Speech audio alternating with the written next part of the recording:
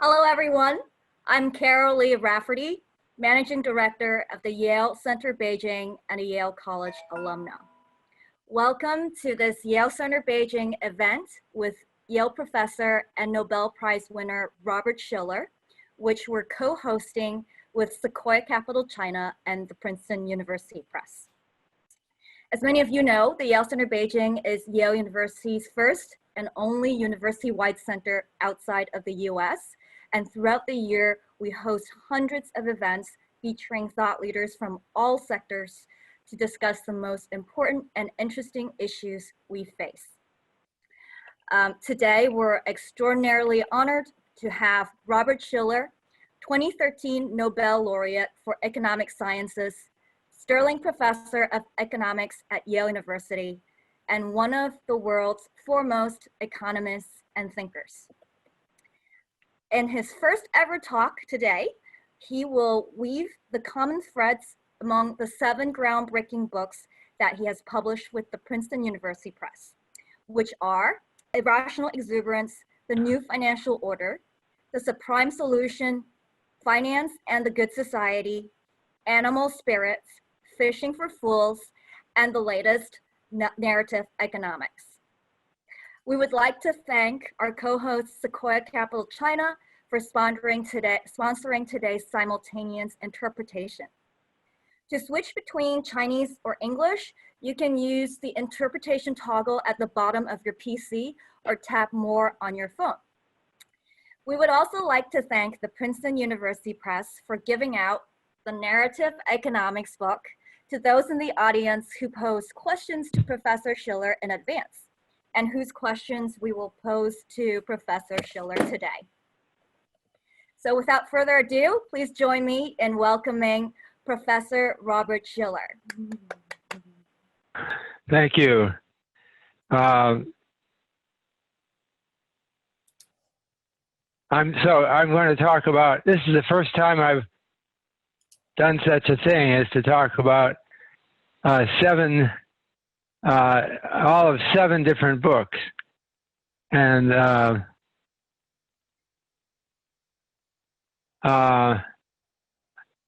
can't seem to make it go here. Oh, here we go. So I was reflecting, the idea of my talking about all 7 books. This is a first for me. I've never done anything like this before. We'll see how it goes.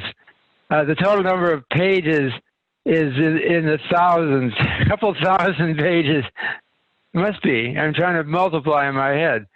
I've done a lot of writing of books relative to other professors, and I thought I would try to, for the first time, try to give an overview of what I've been at for all these years.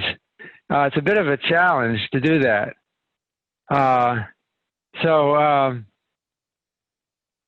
I thought I would just reflect at the beginning that I have been more book-oriented than most academics. There has been an idea in academia that the only serious things that one might write are scholarly articles about published in refereed journals, and those articles are. I have also written many of those. I'm not going to talk about them today.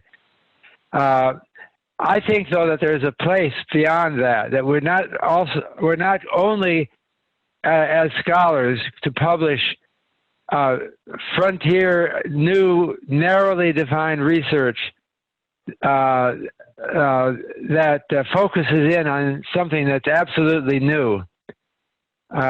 Because I think one has to look around more broadly at other ideas, and one has to help readers do that. So I don't view my books as popularizations of economics. I view them as original works that might be better cast as accessible to readers in other fields, and not focused on the latest cutting-edge research, but that casts around for our wider ideas. and that don't have the same standards of proof that academic articles do. So I'm talking here, all of my books are what you might call scholarly trade books. A trade book is a book aimed at squarely at the general public. Trade books in economics generally have no mathematics in them because that scares off broader audiences. Mine are more scholarly than that. They're aimed at the profession as well as at a broader public, and they have some mathematics in them, at least sometimes. So the idea is that it's important to give lengthy treatises that allow for better connections to others' thoughts. They're not just having a list of prior. You can have a list of prior journals articles in a journal article, but usually it goes over them so fast that it's like just a list of names, and people find it difficult to connect to broader thinking. So one thing that I'm indebted to my publisher for is to encourage me to do this. Other publishers would encourage authors to dumb down their books to appeal to a broader audience. But with scholarly trade, I think one doesn't do that.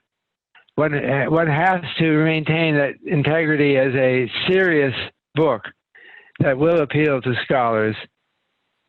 So I have 7 books published. Here they are, about Princeton University Press, and I'm grateful to Princeton for doing all these books.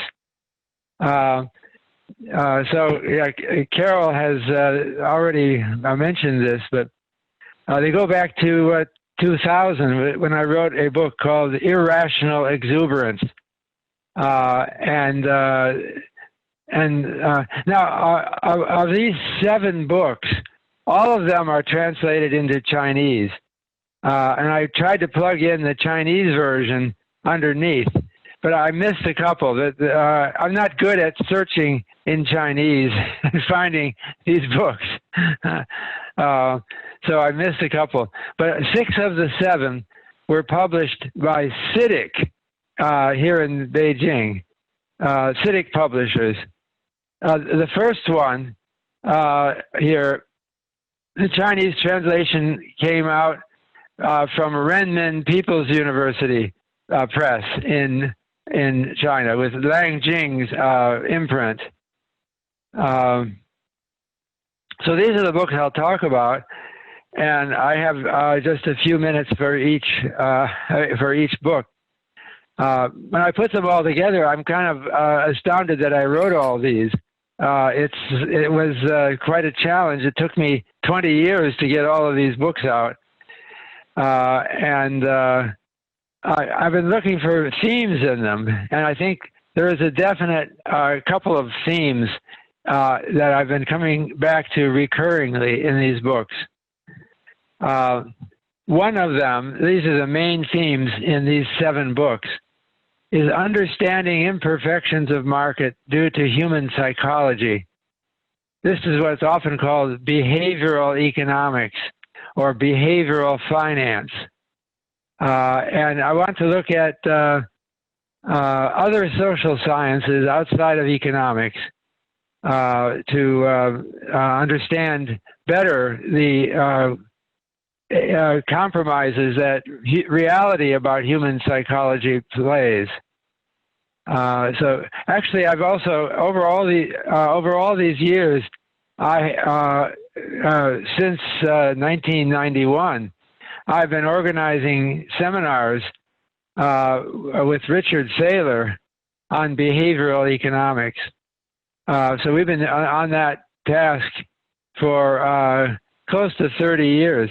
Richard Thaler won the Nobel Prize also in a different year for behavioral economics. But the other idea of mine, which seems independent of the first, is that I like to also to think about how we can improve the functioning of markets by fundamental innovations of financial institutions.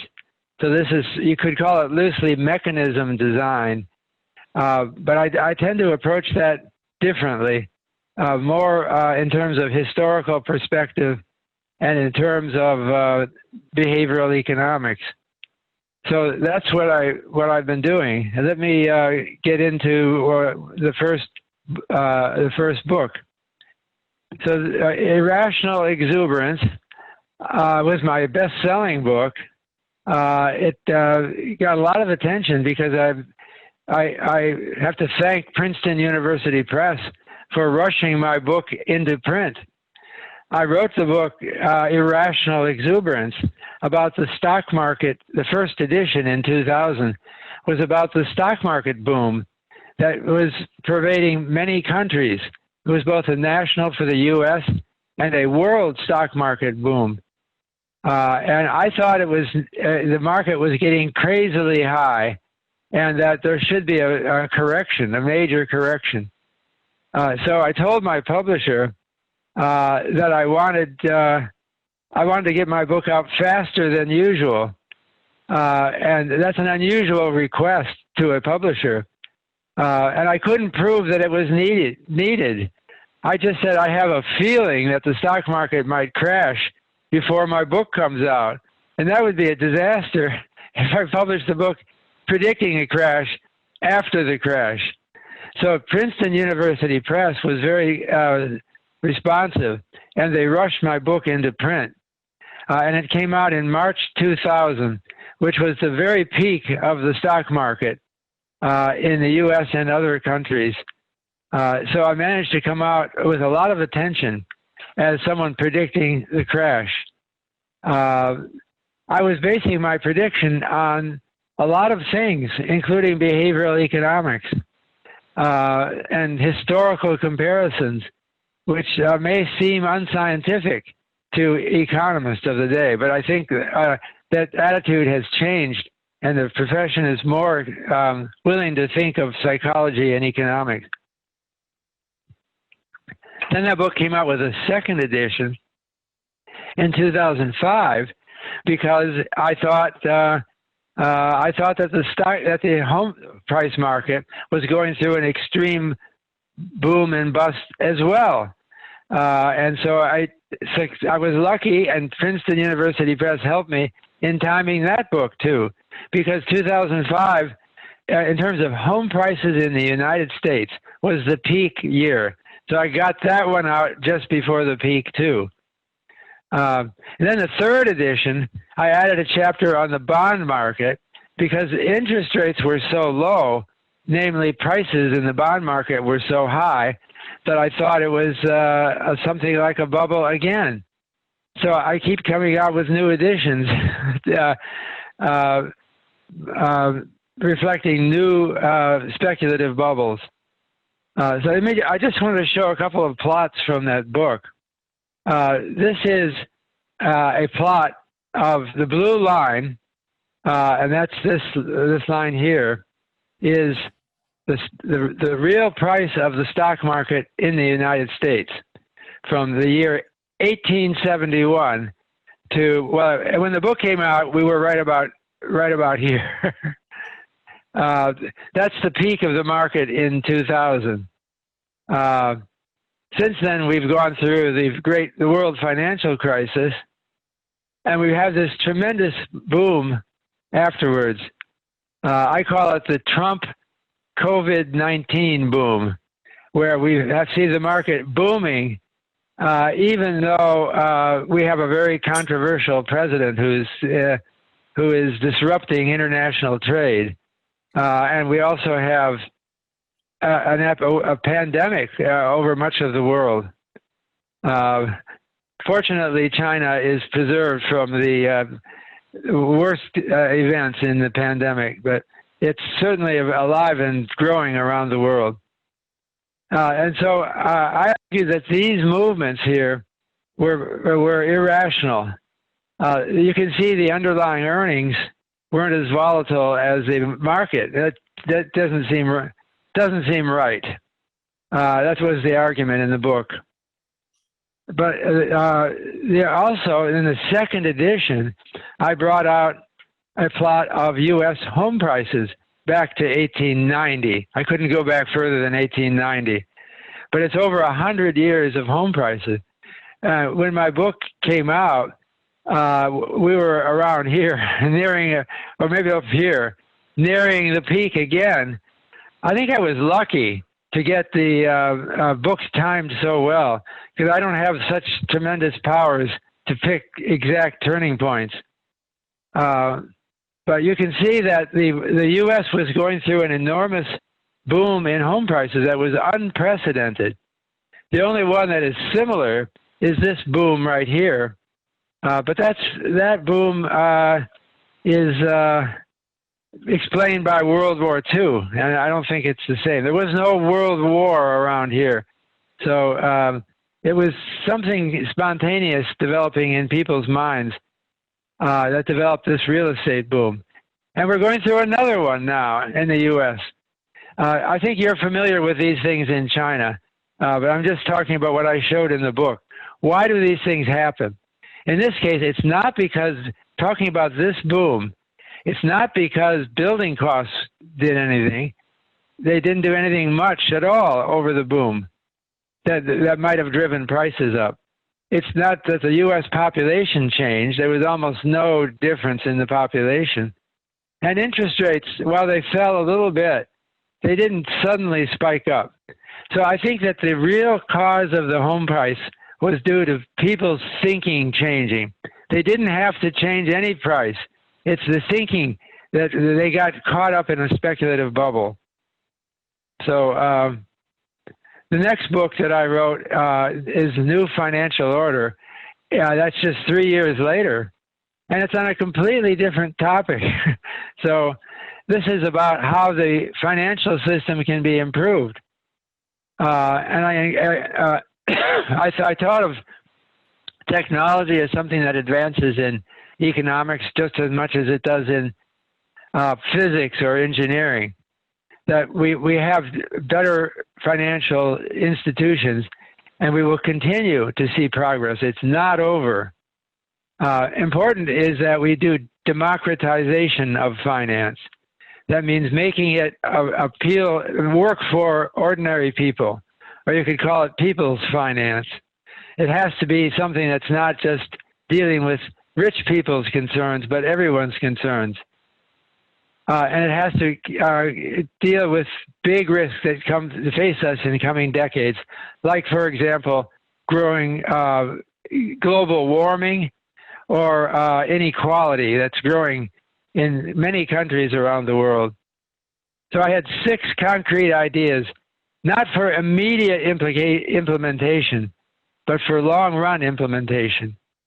And I had ideas how we can do more financial innovation in the future. Financial innovation, where we develop new kinds of stock markets or bond markets, is difficult. So I'm going to just rush through the 6 ideas for a radical financial innovation. First of all, I think we should have insurance policies written on livelihoods and home equity. We replace life insurance with risk to careers. That's the first. Livelihood insurance are based on occupational indexes that measure the success of the occupation one prepared for in one's education. And I talk about how to construct indexes of incomes of people in certain occupations.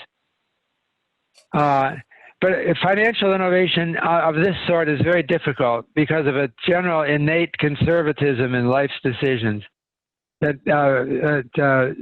makes people distrustful of new financial institutions. I have a sense I'm rushing here, but let me go on, because I'm going to try to do this. I wrote another book. It's not Princeton. This is Macro Markets. It's the idea I'm saying is that the countries should sell claims on their income flows, on GDP or other components of GDP, which would allow people in a country to short their own country and invest in the world to offset the excess risk that they face by living in a country.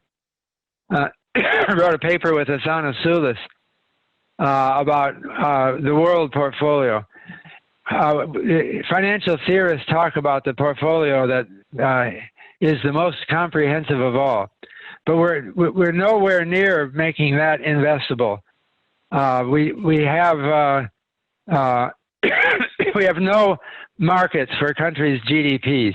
We only have markets for their corporate earnings, which is a small fraction of GDP. I have another book that came out last year from Vox EU and sponsored by the Bank of England and the International Monetary Fund, advocating GDP-linked bonds with Benford and Austria. So I think we want more markets, even though they do tend to go through booms and busts. But they represent certain risks that are shared better if we have better markets, like global warming risk. Some countries will be hit hard by global warming. We don't know which ones they are yet. So we want to make a sort of insurance policy against that. Income-linked loans are loans to people that are that they don't have to pay back in full if their income crashes.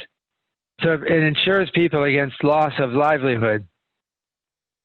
Inequality insurance is a built-in to the system form of insurance that protects a country against inequality rising.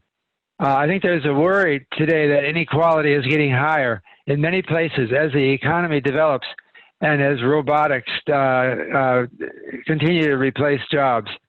So we need to develop an answer before the accident happens to deal with inequality. I think Social Security, which protects the elderly, should be more designed along the principles of intergenerational risk sharing, just as the family protects members of the family from different generations. So should a government plan that works to the same effect of sharing risks across generations. International agreements for risk control. We want to have parallel back-to-back loan agreements or swaps of major risk facing whole countries. Anyway, those are my 6 ideas from that book, none of which have been taken over yet. I should mention that I take a long-term focus for these books. I think progress is slow, and you don't expect to see immediate results. But we will see progress over coming decades, I'm confident. Then I wrote a book called Subprime Solution. It was published during, I got it out in 2008, again, asking Princeton University Press to rush it into print because I wanted it out before the world financial crisis was over. And it was an extension of my book, New Financial Order, but it also talked about specific new ideas like continuous workout mortgages. These are mortgages for homes purchases, let's say, that have a automatic workout that happens in real time. It doesn't wait for years to do the workout. If someone has lost income or if the price of their home has fallen, they get a relief on their mortgage payments automatically. Not as is in the current circumstance where people suddenly find that they're risking defaulting on their mortgage and there's an after-the-fact bailout or a moratorium that protects them only for a time period, puts deep anxiety in them. And home equity insurance is an insurance of the value of one's home. The next book was written by with a co-author, George Akerlof, who we both wrote a book with a title taken from this quote from John Maynard Keynes in his famous book, The General Theory of Employment, Interest, and Money, 1936. So Keynes said, talking about it was written during the Great Depression. And why are we in the Great Depression? He wondered. And this is a quote from him: "The outstanding fact is the extreme precarious of the basis of knowledge on which our estimates of prospective yield have been made. Most probably, our decision to do something," I can't read the right-hand line because of my screen, "to do something powerful, the full consequences of which will be drawn out over many years to come, can only be taken as a result of animal spirits, of a spontaneous urge to action rather than inaction." Animal spirits is a very old phrase. In Latin, 2,000 years ago, they spoke of spiritus animalis. So it's an old, animal spirits are the spirits that drive you, that make you ambitious, that make you try hard. And we think Keynes thought that animal spirits fluctuate through time, and that people become dejected en masse. In fact, the whole world becomes dejected. This is what happened, not everywhere at the same time, but that's what happened with COVID-19. So we talked about confidence multipliers, about the perceptions of corruption and bad faith, which change through time. In the United States right now, there is associated with Donald Trump, who calls everyone else liars, and they call him a liar. There's bad faith right now that interferes with good progress, something that has to be corrected. Money illusion and stories. This is the beginnings of narrative economics, which I wrote about later. But what goes on in financial markets is very generally a sense of animal spirits. So, for example, with my Japanese colleagues, Yoshiro Tsutsui and Fumiko Konya, we did a questionnaire survey of professional investors in 1989, asking them to predict the U.S. stock market, that's here, or the Japanese stock market. And we find that the Japanese were much more optimistic about the U.S. stock market than the Americans were. There was something different about the atmosphere. These are professionals. You'd think they would give the same answer. And especially in predicting the Japanese stock market, Japanese stock market professionals predicted that the market would go up almost 10% in the next year. And the U.S. respondents predicted it would go down almost 8%. And the spread between their forecast for the Japanese market was astoundingly big. This can't be rational. It has to reflect something about animal spirits. That if you lived in Japan, you would be caught up in the animal spirits at that time, which were way too optimistic.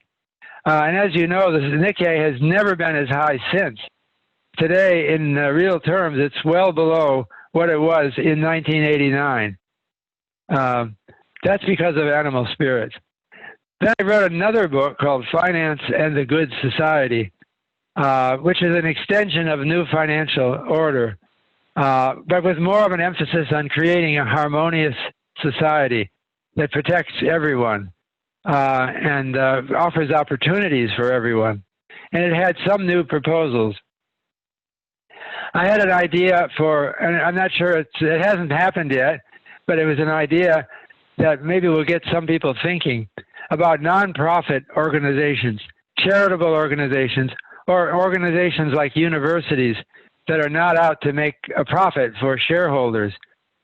And the question is, how can we encourage people to be more generous to these nonprofits? And I'm thinking particularly of nonprofits such as a university, a school, or a hospital, where that people give money to out of a sense of generosity. So I had the idea that there's something disappointing or unfulfilling about giving money to a university. Maybe they'll name a building after you if you have a huge sum of money that you give, but it doesn't feel that great. And people can get very excited about the stock market. So I had the idea of a new kind of financial institution that raises money in the form of selling shares. And so you buy your way in to a nonprofit, and that way of raising money for the nonprofit. But how can it, but I'm proposing that there be a tax deduction for income tax deduction for gifts to this. And the dividends that are paid by the corporation are locked into a charitable trust. So it remains charity. But it's now charity with some ownership over actions and some vote over actions of the charity. So people are not giving up power as they are when they give their wealth to charity later in their lives. I wrote a book with George Akerlof called Fishing for Fools, and it talks about manipulation and deception. Manipulation and deception is part of what goes on in competitive markets, because it's hard for people of high morals to avoid the kind of routine manipulation that comes in markets. So, for example, grocery stores will put candy at the checkout counter so that you're tempted by the candy. Or manufacturers of aspirin will put the bottle only 1/3 full and can fill it up with cotton. Now everyone knows it's a trick and it seems harmless, but it's not always harmless. So for example, gambling institutions design their machines to be addictive. So it's as if we talk about a fishing equilibrium. In tightly contested markets, firms are obligated to remain competitive if they're going to survive. It's like we're all walking around with emotions not completely under control. It's like we have a monkey on our shoulder all the time. And sometimes the advertisers appeal to the monkey instead of our better selves. And then finally, this is my latest book, Narrative Economics. Economic fluctuations are caused, I argued, by epidemics of narratives. I emphasize following earlier ideas that were mentioned in earlier books, notably my book Irrational, Exuberance, and then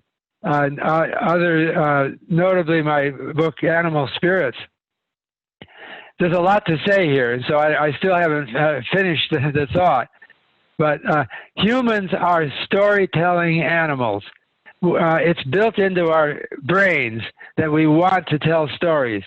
Every human society has language. Every human society has songs. Every human society has special children's songs and children's stories. And they have stories about grown-up things like wars that are very motivating. And they change through time. Now, as people are very much aware now, stories go viral. They spread like viruses. They spread like the coronavirus. And so I think that if you want to understand economic history, one has to understand this viral spread of narratives. The current world recession is a co-epidemic, as epidemiologists say, with the SARS-2 or COVID-19 virus that is spreading at this time around many countries of the world, although it's under control in China and some other countries. But I think we have to learn a lesson from these epidemics. Economic fluctuations are essentially epidemics of ideas. You can be pessimistic or optimistic ideas. That's the idea here. Economists show some recognition of this fact, but of all the different social sciences, economists show the least recognition. So what I did here using a database of scholarly journals, I plot here the percent of articles. We'll look at the black lines first. In the entire history of the field, back to 100 years or more, about 13% of articles in anthropology use the word narrative, or about 17% of articles in history use the word narrative. But in economics, it's much less. And in finance, it's almost nothing. Whereas it should be very much paid attention to in finance. You have to understand, what does the word narrative mean in English? Some people have to be reminded, even who are native speakers.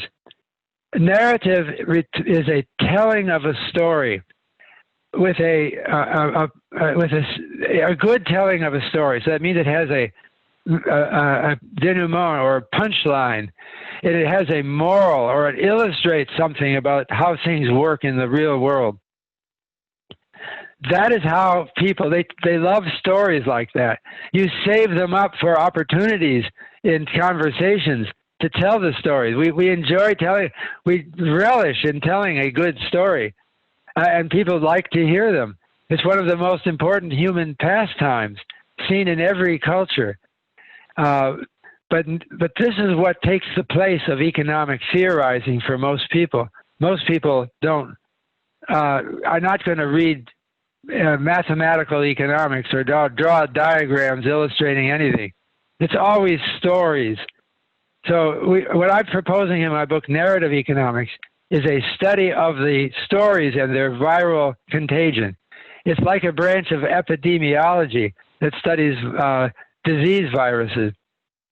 So here's an example from my book. My book came out right before COVID-19, and so I didn't mention it in the book. Unfortunately, I didn't know it was coming. But here's an example of a epidemic curve for the Ebola outbreak in Liberia. It's just one example. I could have taken any of a number of examples. But you can see that in the first week of this outbreak, there were something like 15 cases in this county. Then it increased rapidly to almost 20 cases. It's irregular from week to week, but it rose for 10 weeks, and then it peaks, and then it falls off. When it's rising, the contagion rate is above the recovery rate, or the death rate. And on the fall, the death rate or the recovery rate are greater than the contagion rate. So this is what epidemiologists study, and you've heard about this recently with regard to this. You want to intervene in a disease connection to lower the contagion rate enough that it falls below the recovery rate, and then the whole thing will eventually disappear. But it requires careful monitoring of contagion. I'm arguing that it's the same for economic narrative. There are some stories that everybody has heard, which have had huge epidemics. Other stories are little epidemics that didn't affect as many people. And there can be slow epidemics and fast epidemics, depending on the parameters of your epidemic model. Here's an example of an epidemic that has been very slow until recently. The stories of the Great Depression surrounding the 1929 crash. Here is 1929. Not much talk about the Great Depression in the Great Depression. They didn't know it was such a unique event. They thought it was going to go on forever. So they had a different narrative about it. But the narrative about the Great Depression I have both percent of articles in the heavy black line and in percent of words in books in the slim black line. You can see that interest in the Great Depression did not die off with the end of the Depression. In fact, it grew to new proportions. And then it shot up into a new epidemic in 2008, when suddenly people all over the world thought we were back in the Great Depression.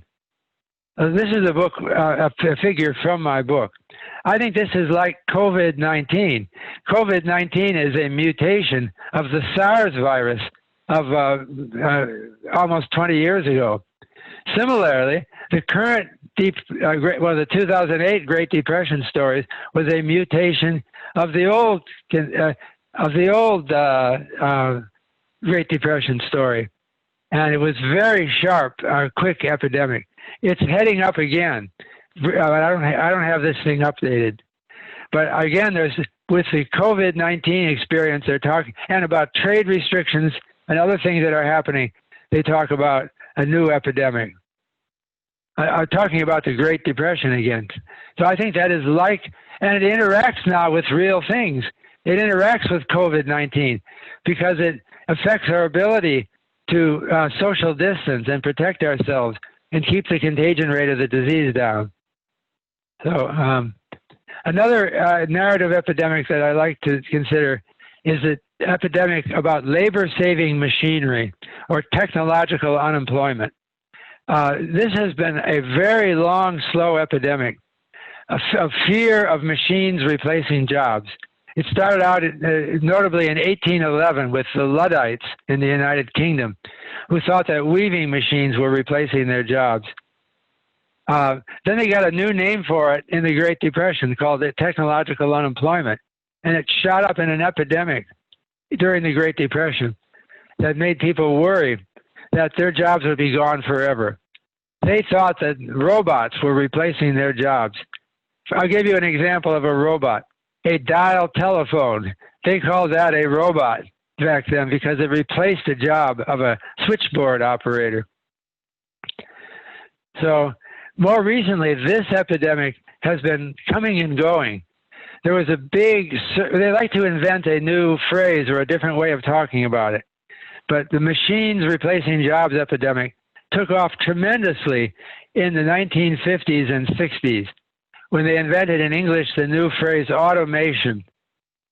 Then they started to come back to thinking about robots again. And they were scared by robots in the 1970s. And that's coming back to a huge level. But now the robot is something else that you have associated with computers. It's a different story. And then artificial intelligence is an epidemic that went up dramatically in the 1970s and 1980s, faded away, and is coming back. So I think that these epidemics might scare people and create social unrest as more and more people fear that they're losing their jobs permanently to some kind of machine.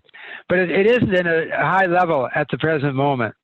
I tend to think like that these narratives are like diseases. They're like influenza, which keeps coming back with different mutations. So too is the artificial intelligence narrative, which keeps coming up again and again. So I think I'm almost done. So these are the 7 books which I presented in race speed. But I was just reflecting on what prompted me to write these books. It wasn't exactly career advancement.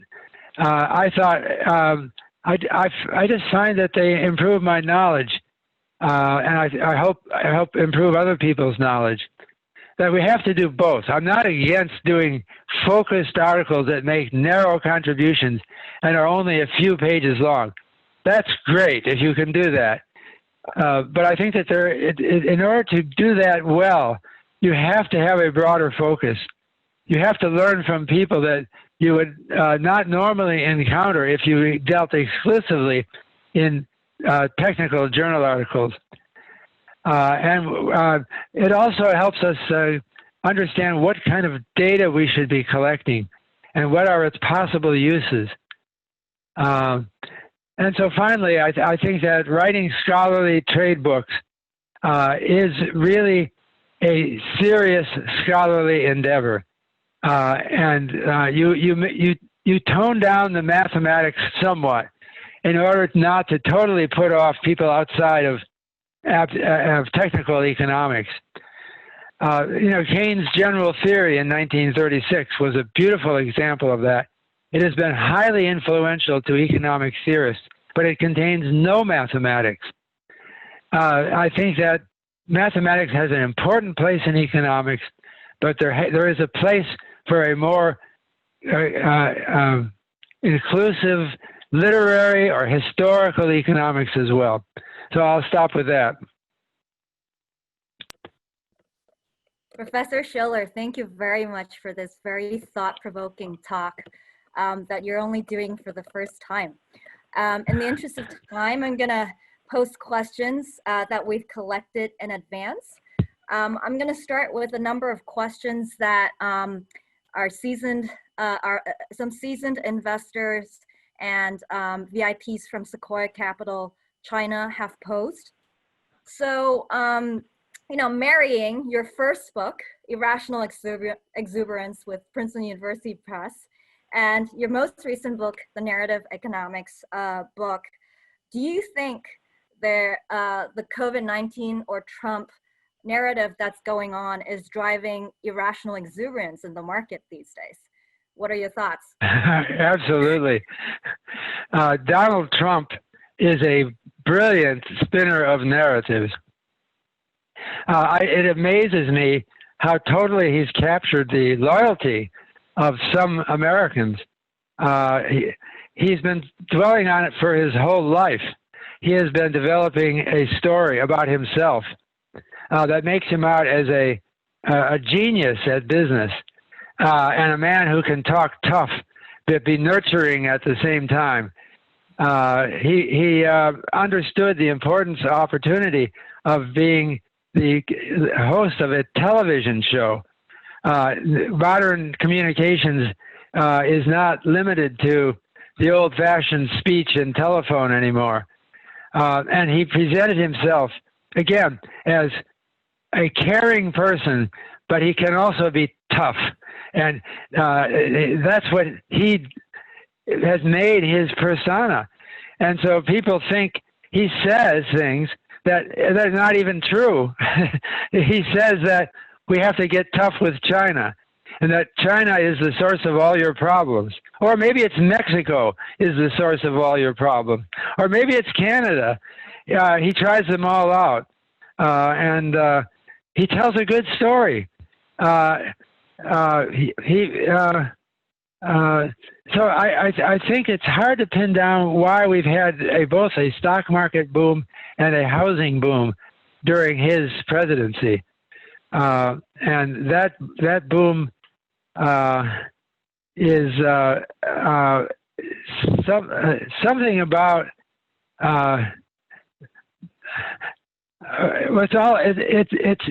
it's not a logical connection between the Trump story but his being elected president is considered absolute proof of his genius.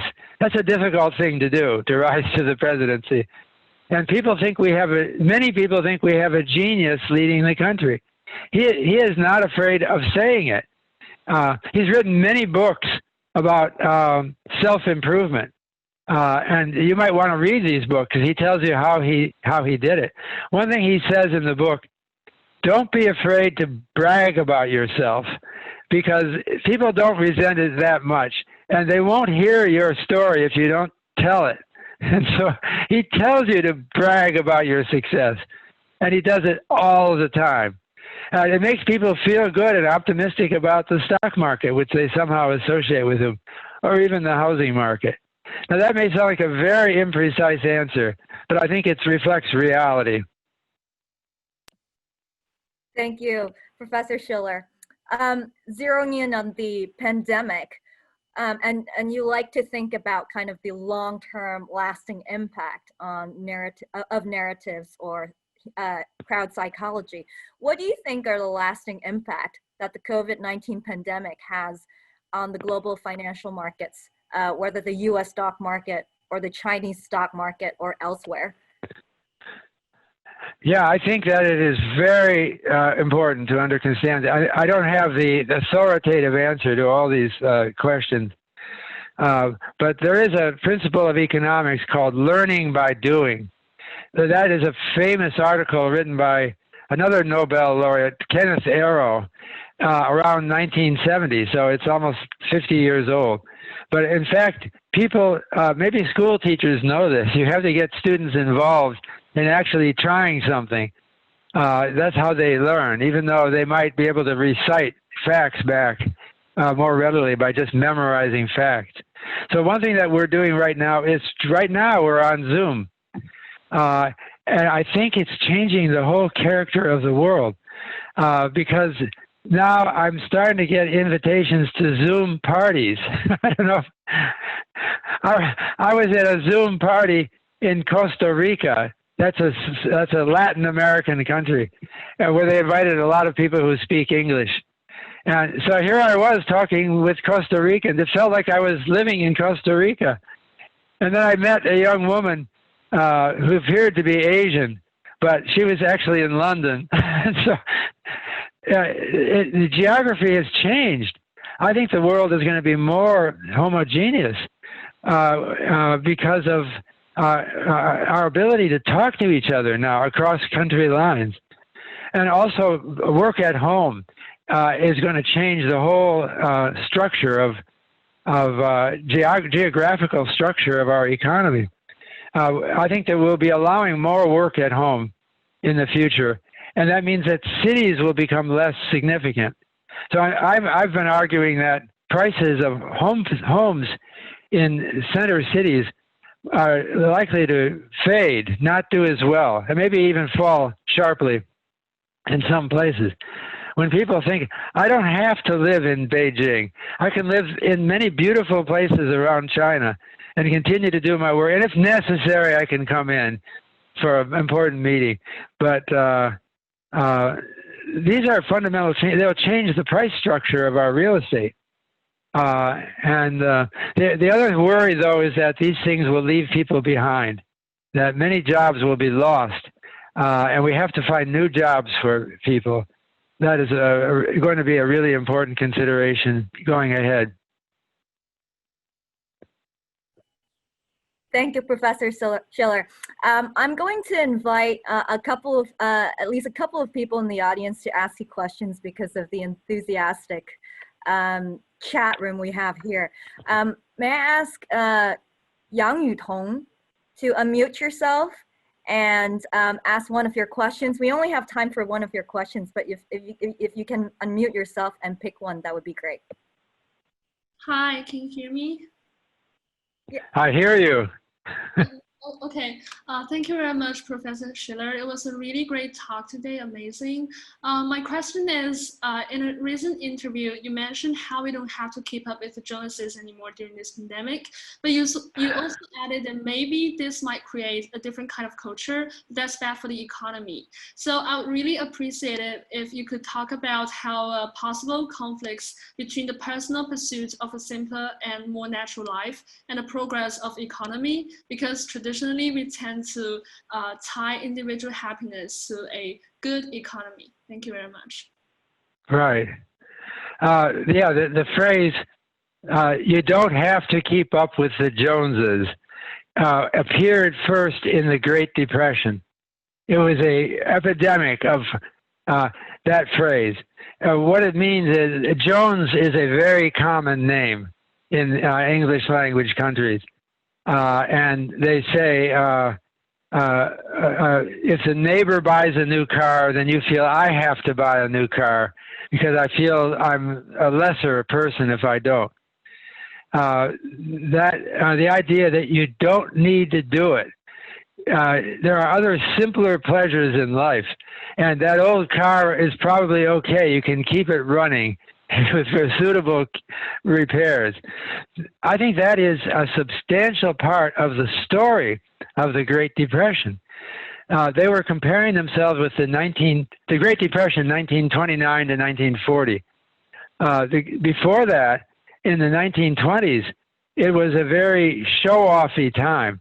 It was a time when people were glamorous and traveled and did all wonderful things. And it was thought, people felt that they were lesser because they didn't do that. They were not successful. The Great Depression narrative today does not include this fact that people were actually less competitive socially in the Great Depression. People in the Great Depression noticed it, that people were generally nicer. They assumed that they had to help each other. They assumed that the neighbor who was unemployed was not really a failure, but someone deserving of sympathy, like the victim of an accident. And so I think maybe it's possible that one is better off living in the Great Depression in the 1930s than in the 1920s when you felt bad about your personal success in life. But that has bad consequences for the economy.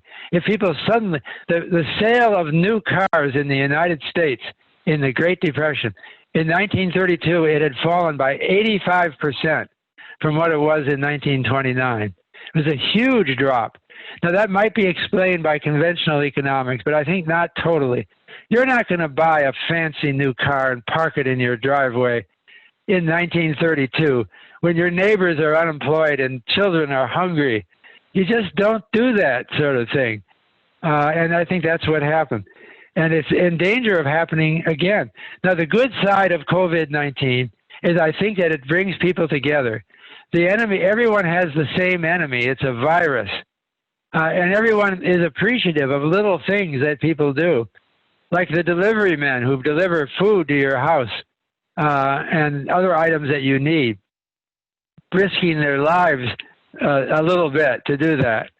And so I think that people are in an improved state of mind about each other as a result of this. We have to use that opportunity to improve our economy so that it supports everyone better.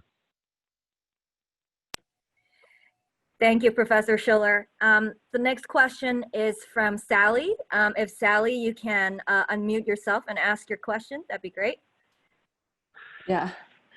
Hi, Professor. Thank you for your sharing. And my question is, as you're telling us that the narrative is matter, and we know that this, COVID-19 caused a great financial crisis and social panic. So how should the policymakers or the organizations to make appropriate response to this change, to change the narrative or to push the new narrative out there?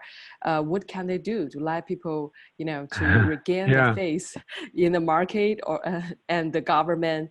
And can we learn from history? Yeah, thank you very much. Yes, so that's a big topic, and I'm not sure that I can finalize an answer to that. But I think one thing is that the present time should be viewed as a time of opportunity when we're better, more likely to get successful innovations in our system. It's not just a short-run stimulus problem. Though there is that problem as well. So one has to, I'm thinking in the United States, in the Great Depression, in the 1930s, people were much more interested in radical solutions. That was called the age of American communism. But among other things, there were a lot of ideas about how things should be changed to support the people better. And so Franklin Roosevelt our president did a lot of innovative things that are still with us, that were sort of un-American, like having a government pension plan for the elderly called Social Security. That was never fly before, but in the Great Depression, the mood changed. And now that people have it, they like it, that supports elderly people. The other thing is that one has to think about the way one presents. Now, I think politicians know this. You have to tell a story that presents itself. These stories have powerful impact. So, for example, in the United States, I'm sorry, I'm living here, so I'm giving too many American examples, but in the United States, we've had a poor response to the COVID-19 epidemic. And I'm thinking it's because of substantially because of a narrative here about the proper behavior of a citizen, or especially a male citizen. It's kind of, you got to be tough. You got to be independent. So if some government guy tells me to wear a face mask, I'm not going to do that. I have my rights. That's their initial response. They feel embarrassed to put a face mask on because they think that it's un-American. So that story goes way back, and it's still with us. So we have to change that story. But I don't know how. It takes skilled politicians to do that. But skilled politicians have to face people like Donald Trump, who has encouraged he wouldn't wear a face mask, even though he was the president. He should have set an example for all of us. But he wouldn't do that. He's starting to do that now. So he's coming around a little bit. But I think that there is something about the national narrative that can sometimes be problematic. The independent citizen narrative in the U.S.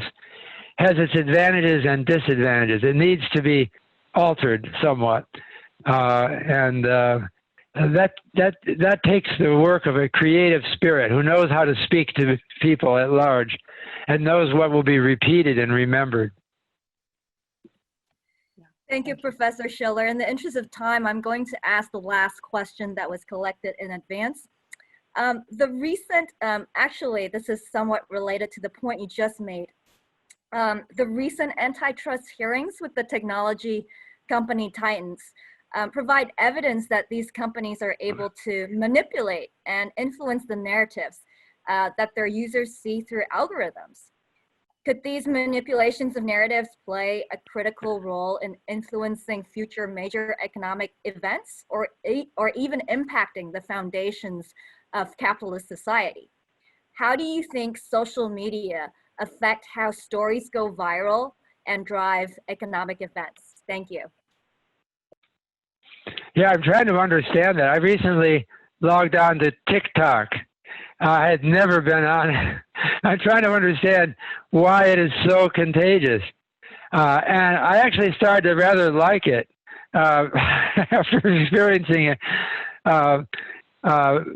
There is something contagious about that. It's funny how a simple model of how people can interact suddenly becomes a powerful force. The big problem with a lot of social media is that they don't enforce meeting up with people who think differently. You only meet up with, you can search for people who think exactly like you, and then you can communicate with them, and you get a lot of approval. So your wife might think, or your husband might think you're crazy about something, but you can filter that out and have a private conversation. You can sidestep your spouse and have a private conversation with others who think exactly like you. And that might be a little dangerous. We have to figure out. I don't have any really quick solution. This takes a lot of thought. Great. Well, thank you very much, Professor Shiller. And I invite everyone to unmute yourselves and express your thank yous. And we'll end the event right there. Professor Shiller, thank you very much for your time, for giving this first ever talk about the common themes among your books, and for answering the questions. Thank you very much. It was my pleasure. Thank you. Thank you. Bye-bye.